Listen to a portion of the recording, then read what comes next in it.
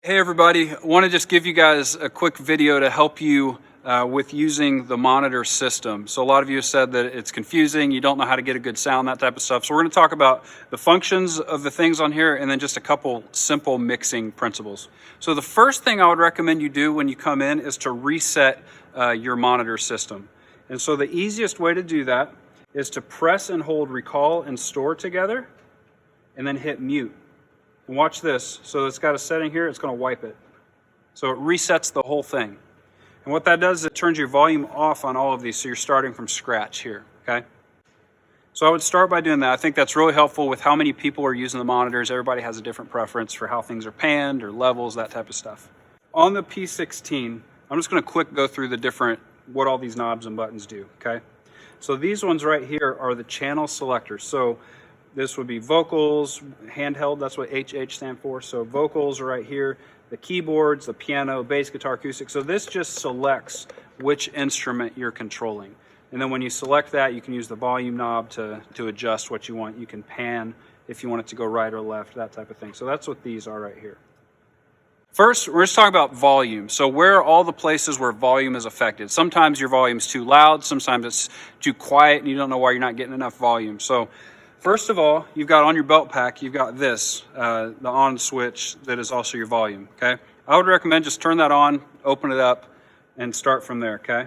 So that's one place. Second, on the control, you've got a main here. That controls your overall. So your main volume is different than your individual channel volume. So if you guys saw that, main volume is here, channel 1 is off. So you have that volume control as well, okay? Last volume spot is over here. This is your level. So this is your master level right here. So all of those things can affect one another. So if you're not liking your volume, make sure to check your main, make sure your channel is good, make sure your master level, and then make sure your belt pack is all the way on. So a couple of secondary functions that are important to know. So sometimes you'll go channel to channel and there won't be anything, and you'll go, why is it not responding? So what that is this is also a button, so it's a mute button. So you push that, and if it's lit up, that indicates that it's on, and then you can control it. Otherwise, it mutes it. Another important thing for helping your mix sound really good and cleaning things up is to pan. So that's just shifting instruments or channels, vocals, whatever, from left to right in your ears. And so if you're listening to the radio in your car, everything's panned out. It just brings clarity. And so here are just a couple of ways that you can pan and things to think through. So each channel you can pan out. So vocals, if I've got a lead vocal, I'll pan them slightly that way. Second vocal, slightly that way. Third vocal, I maybe will pull off a little further even. And you just kind of create a little bit of space in your ears that way. 2 guitars, one's left, one's right. I would encourage that. Something to think through, just to make sure that you keep track of, is your main actually has a master pan as well. And so if you're only hearing stuff in the right or left and you're looking through your channels and it doesn't make sense, start here with your main and make sure that it's not pushed all the way over to one side or the other. If it is centered, and here's a quick way to reset it, just push your button and reset. That'll just reset your panning there. If it is centered and your channels look how you want them to look, it may be something on your belt pack. And so then ask Ben for some help and he can check your pack and make sure that it's not panned out.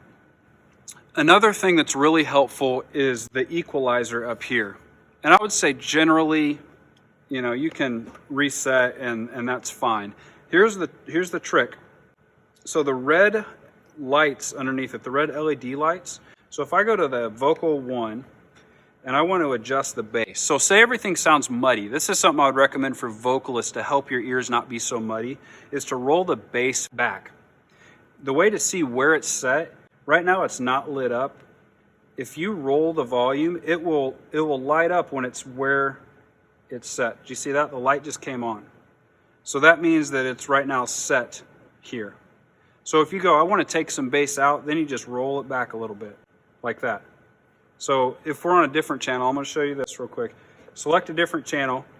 Channel 3 is not set to that same, it's not set here. To find out where channel 3 is, I'm going to move this until it lights up. And it's right there. So I'm going to go back to 1.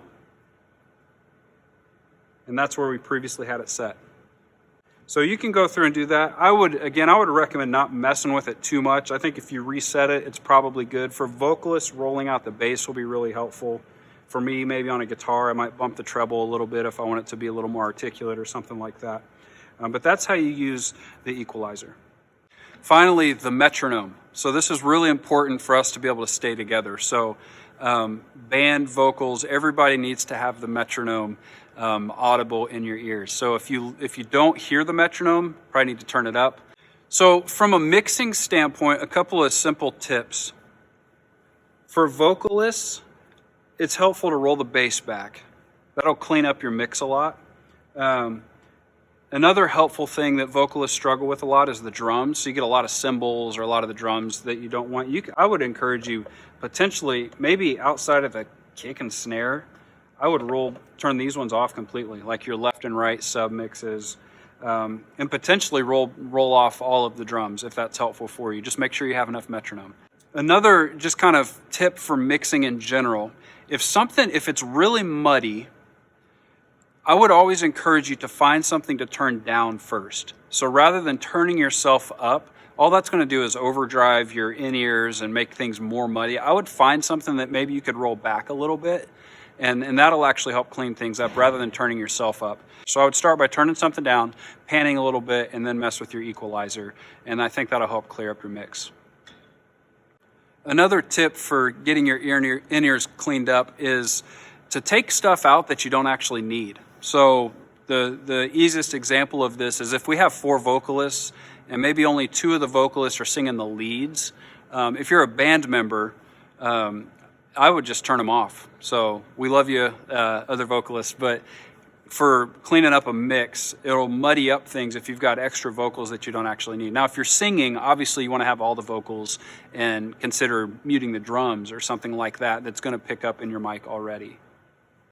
One final tip is I would recommend always having both in-ears in. So I think for vocalists, a lot of times it's easy to want to pull one ear out so you can hear the room and it just feels a little more comfortable maybe. With the speakers going in the room and just the volume coming off the stage, I think you'll be happier if you can get a good mix with both ears in. And then if you want to pan things out, that's fine, but I would keep both ears in as much as possible.